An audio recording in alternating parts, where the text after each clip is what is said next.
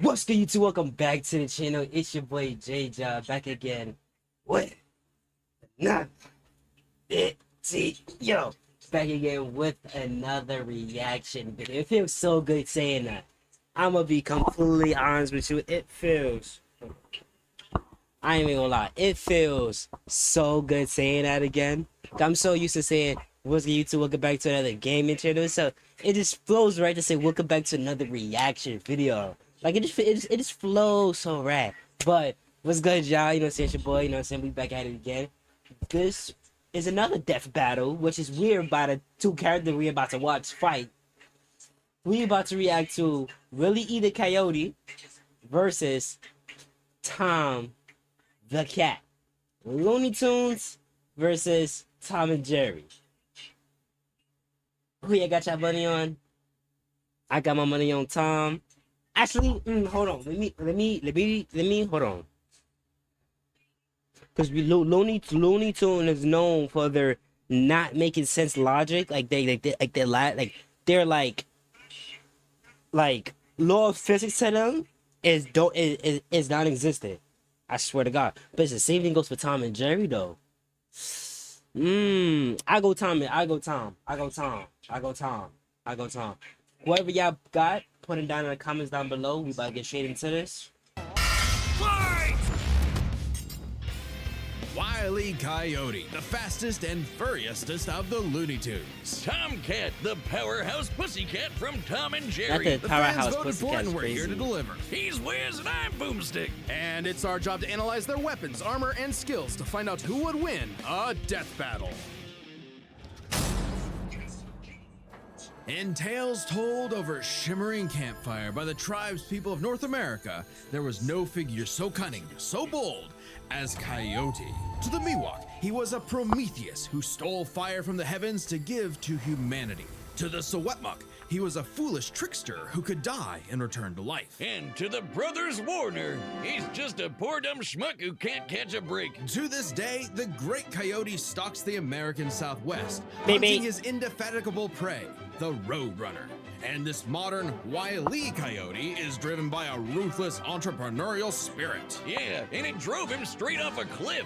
He'll chase that bird-shaped happily ever after to his own inevitable undoing. Such is the lot of the common man. You might not expect it from an anthropomorphic canine Job, but Wile E. was born the son of world-famous hunter Cage E. Coyote. His father raised him from infancy to hound his avian adversary and forbade him to speak until he tasted victory.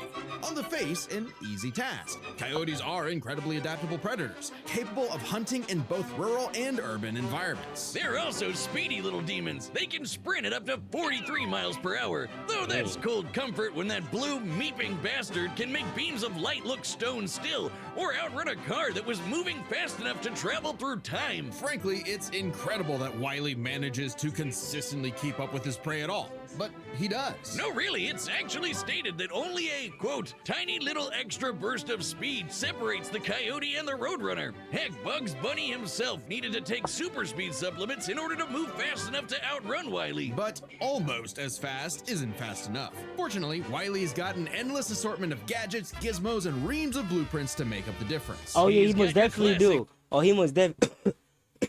He was gonna find a way to get that coyote, that road runner.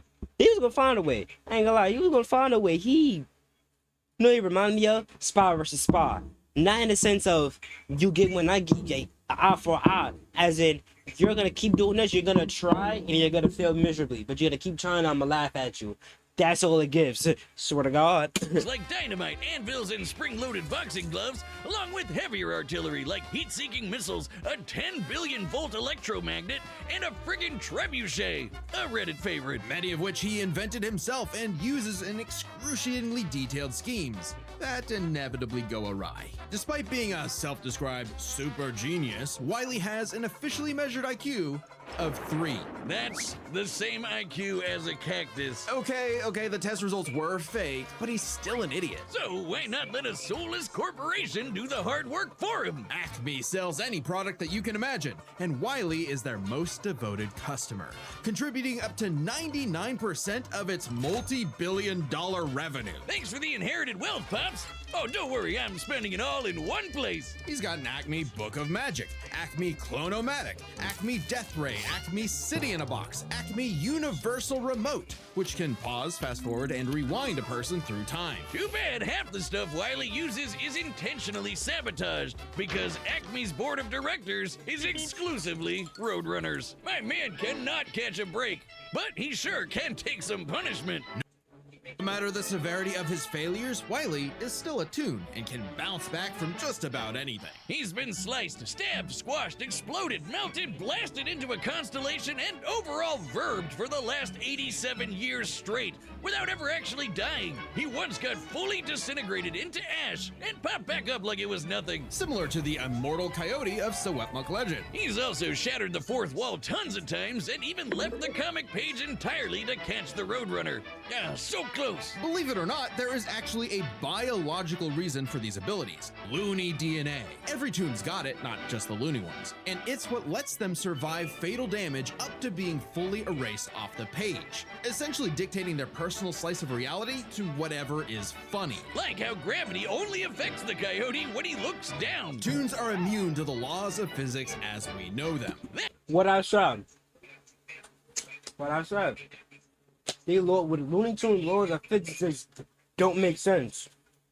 Like, it don't make sense at all. Like, at all. It don't make sense. That's why Wile developed a counter.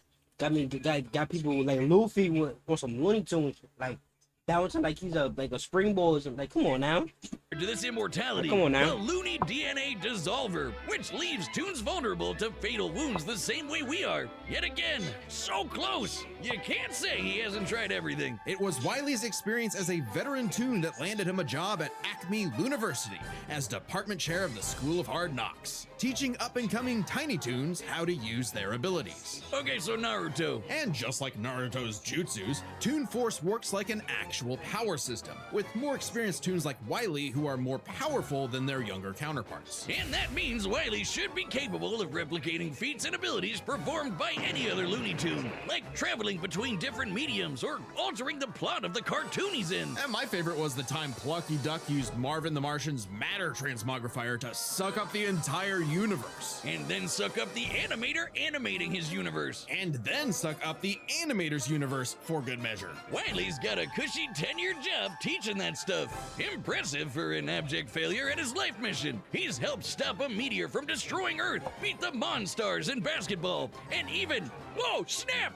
Caught the Roadrunner! Oh, wait, never mind. So damn close! According to 1977's Tweety and Sylvester issue 67, Wile E. Coyote has attempted to catch the Roadrunner 4,766,842 times. Scaling to the present, that's over 10 million failures. That takes dedication, or maybe self-destructive stubbornness. That's loyal. That's loyalty. That's loyalty right there. To come after one person for damn near 83 years and failed almost.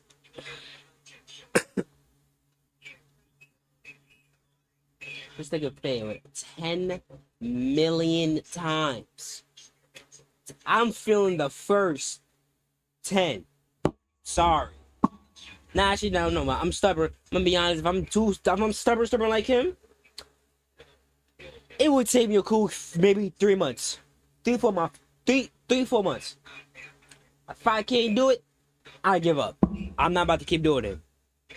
He 83 years and 10 million failures, my boy. Just give up. Just give up. But the thing you can't beat, join them. What that saying goes, you can't beat them, join them. You can't beat them, join them. Like, at that point, come on now, at that point. Blinded by bird lust At that to see the point. forest for the trees. But Acme's intentional malfunctions and Coyote's recklessness don't account for all of his catastrophes. There's something else, something grander, otherworldly, standing in the way of our furry friend's salvation. Wiz, there's no other way to say it.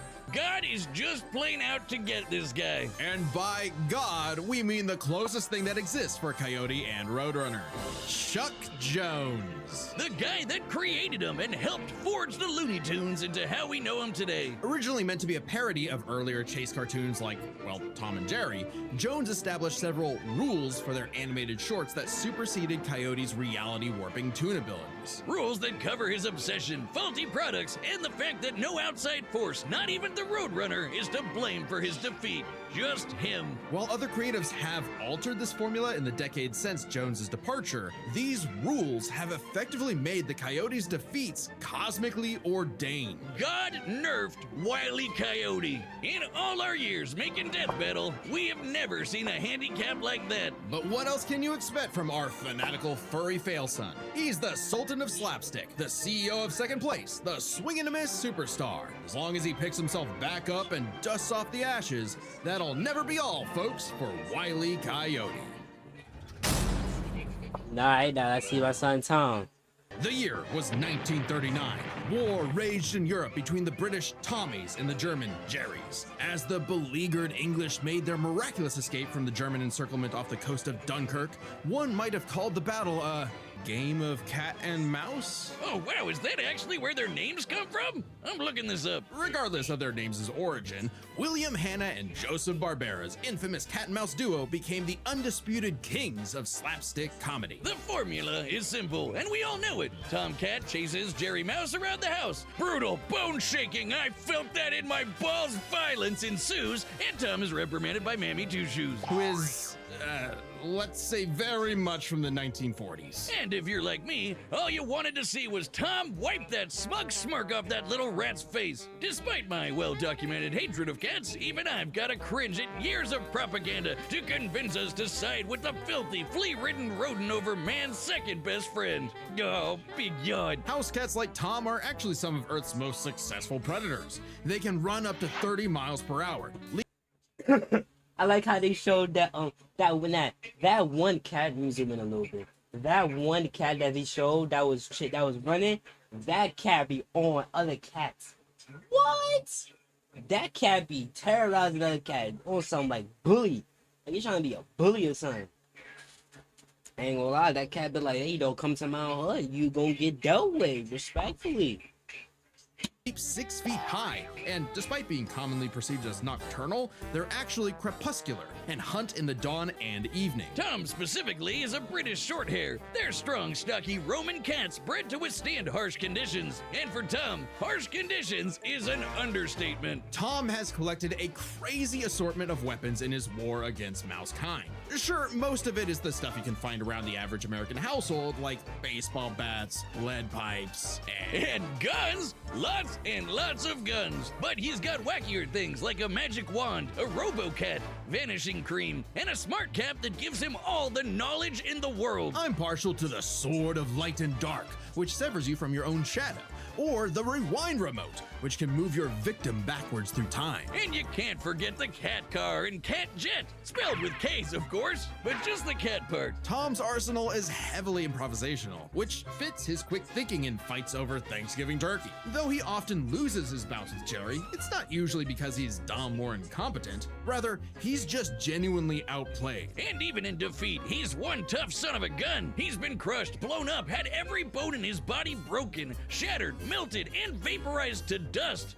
and survived. Well, mostly. Tom actually has kicked the bucket multiple times, but little known cat fact, he has 9 lives, as established in the episode Heavenly Puss. Oh, Wiz was conducting some different kind of research when he stumbled on that episode. Very funny. Even if Tom starts to use his lives up, he has a potion that just restores them. Or he can physically go get them back from hell, where all cats go. Extremely hardcore for a toon, but there isn't much of a limit to what Tom can do. He can clone himself, levitate in the air, make his imagination real, and even break the fourth wall and enter the real world. Yeah, if you only watch the classic cartoons from the 40s, you may be in for a shock. Tom and Jerry gets buck wild, much like the actual inspirations for their names. Thank you, Google. Oh, you're still on this?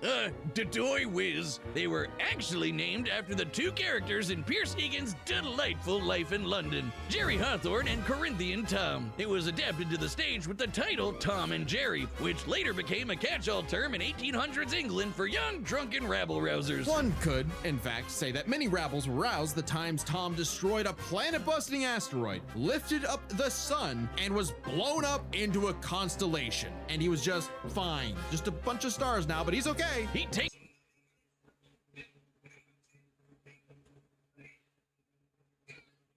Are you fucking kidding me? Are you fucking kidding me?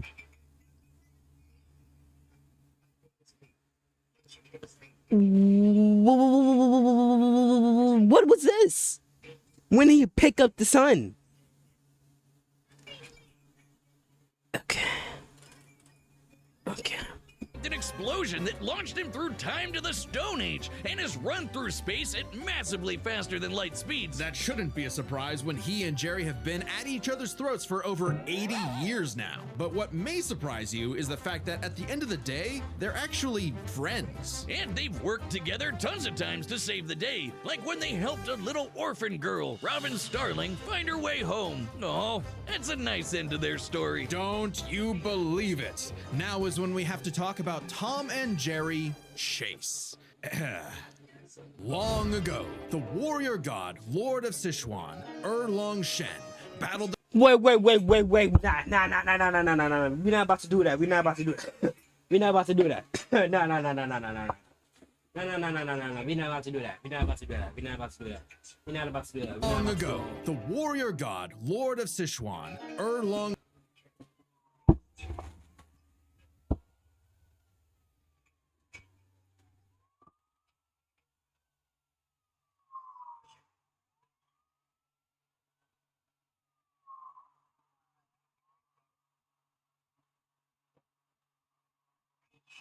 Is that not Wukong? Or am I bugging? That's not Wukong? Or am I bugging? That's not Wukong? That's not Wukong? Wait, that's not Wukong? You telling me that's not Wukong right there? You're telling me that's not Wukong right there? But just a fucking cat? Shen battled the tricksy and indomitable Mouse King. My fault, I lied. That wasn't Wukong. That's Wukong. My fault. Atop Peach Mountain, leading the goddess That's Celeste Wukong. to declare the two the strongest warriors in the realm. And they were, in fact, Tom and Jerry. They were even stronger than Devil Tom, who repelled corruption by the darkness. This mysterious, malevolent force threatened to consume the tree of life, whose branches encompass all. Why did we go? Hold on. What? How do we go from just a regular American cartoon of a cat chasing a mouse to a whole Japanese folklore, mythology, whatever you want to call it? What? I'm so confused. How did this oh my god. This Of time and space. Banding together, these warriors use the star element to dispel the darkness and save the universe. What the fuck?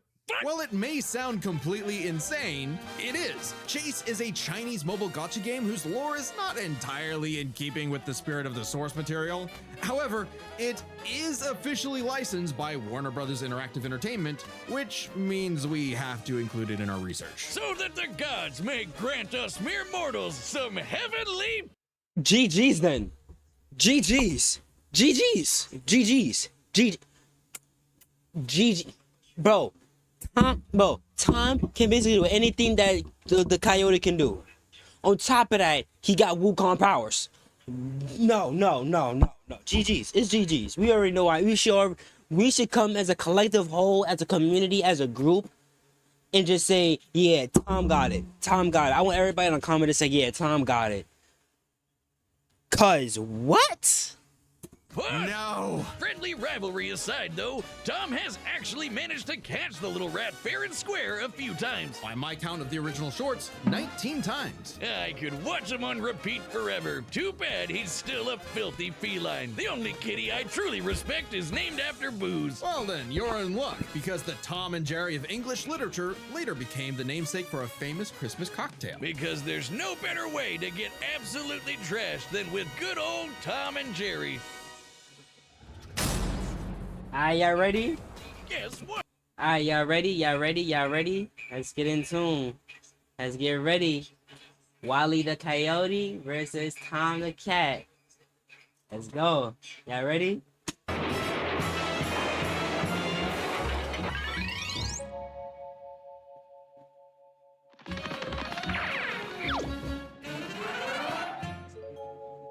Domestic cat.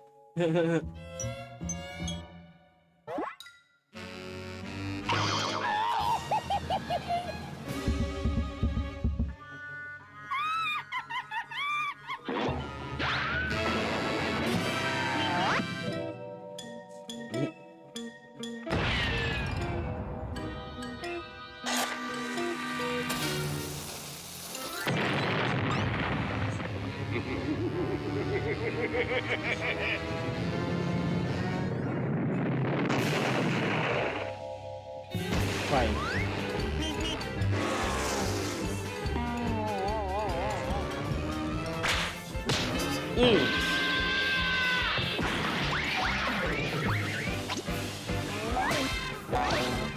Leave. Damn.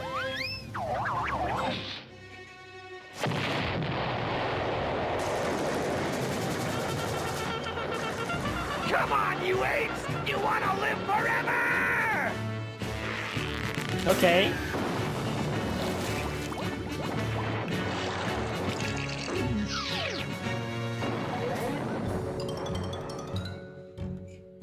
Fat lady.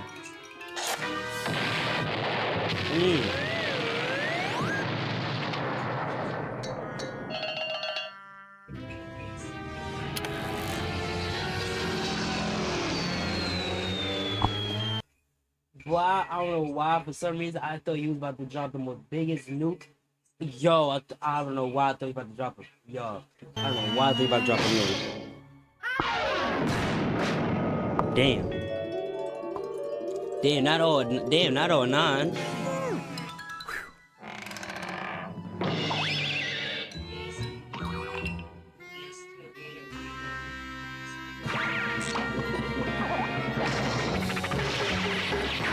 Oh yeah, GG's.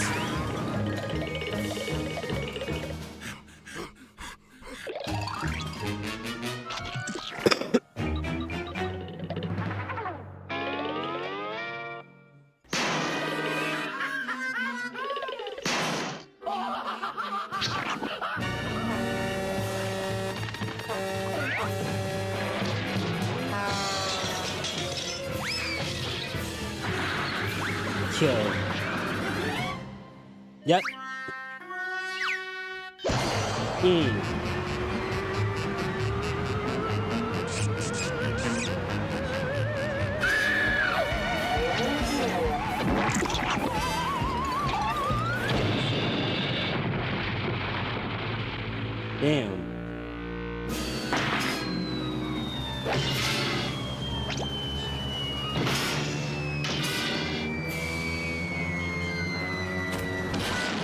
Damn.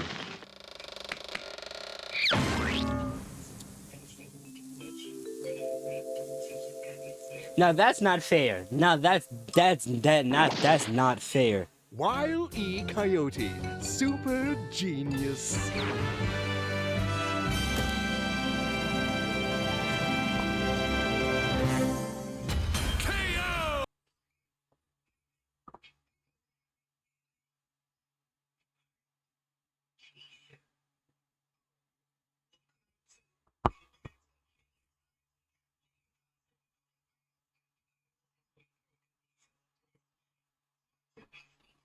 thank God one of them actually died this time.